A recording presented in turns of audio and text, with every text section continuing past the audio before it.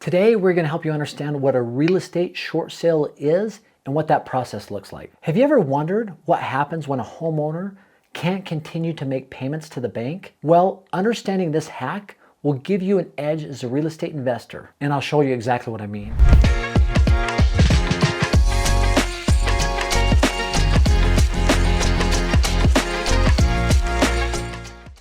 Now, short sales or the short sale process is probably very misunderstood in the real estate world, but if you understand it, it can be very lucrative. Today, I want to help you understand how to be on the lucrative side of a short sale process by understanding what a short sale is for both the bank, the homeowner, and the investor, and understand why it happens. Finally, I want to help you and show you how to take advantage of short sales so you can be on the lucrative side of it. If you're ready, let's go. So first off, what is a short sale? A short sale is when a mortgage lender agrees to take less than what is owed on a property to facilitate the sale of this property, of said property, because of the distress of the homeowner. And the lender forgives the remaining balance of the loan.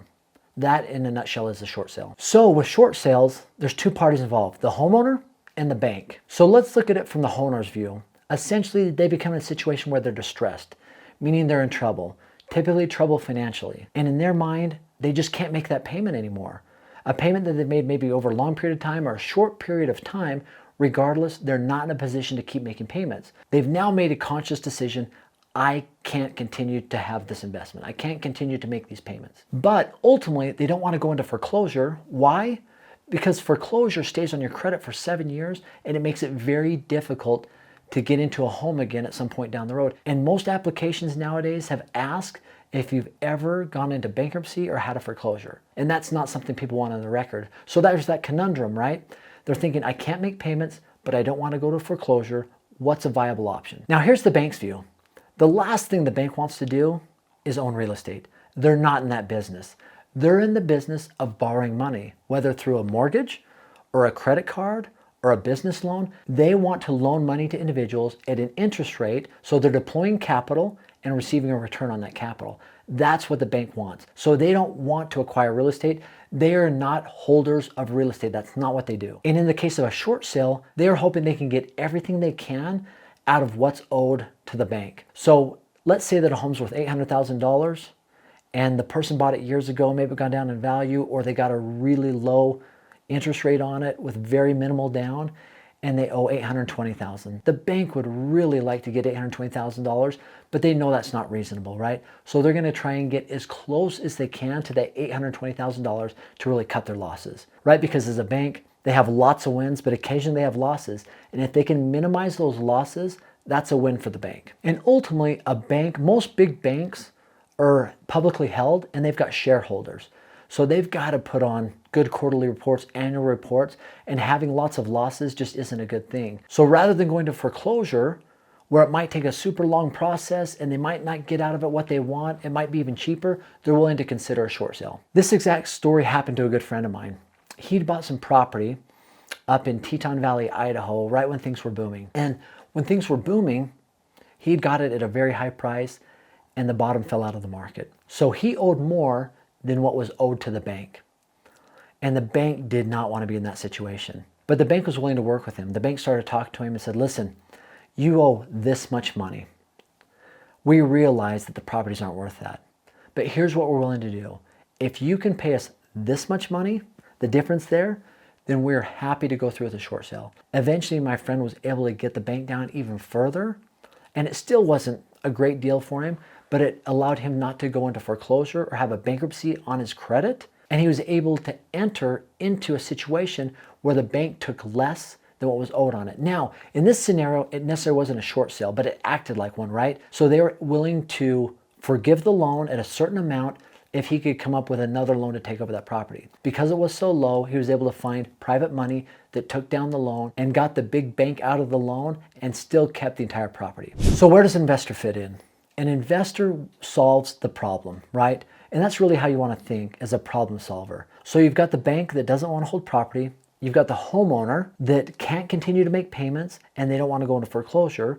So there's that period of time where an investor can come in and say, listen, I'm willing to purchase the property from you, from the bank, right?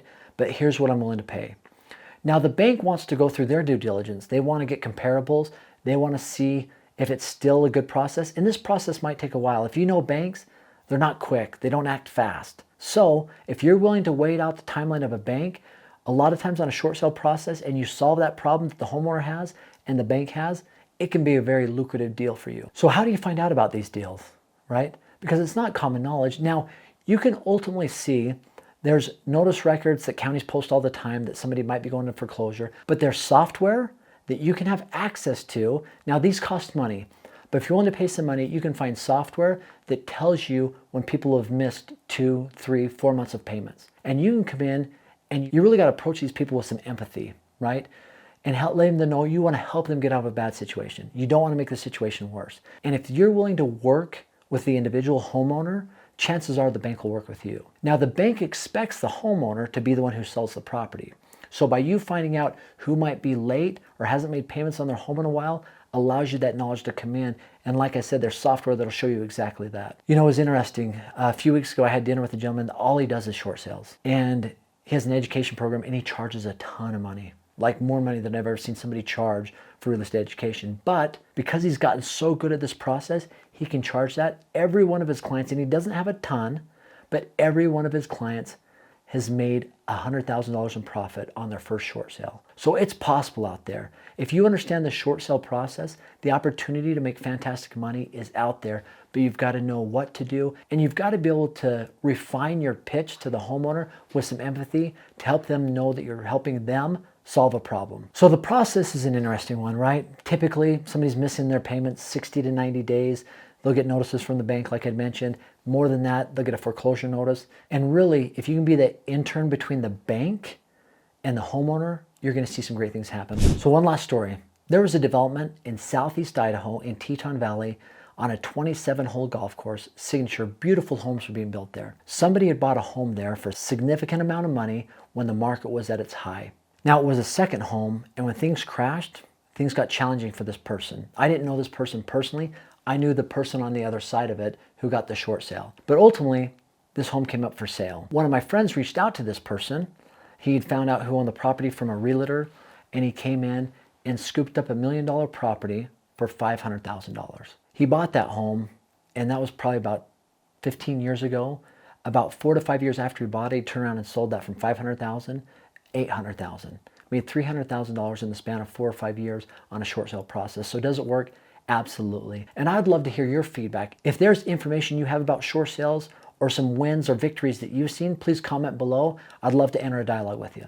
And as always, don't forget my free training right here on the link below, aaronsfreetraining.com. It's a short-term rental calculator that as you input the numbers, it spits out to you whether it's a good deal or not. Normally we're offering it for $100. Today it's free. So go ahead and click on the link below, aaronsfreetraining.com. Thanks.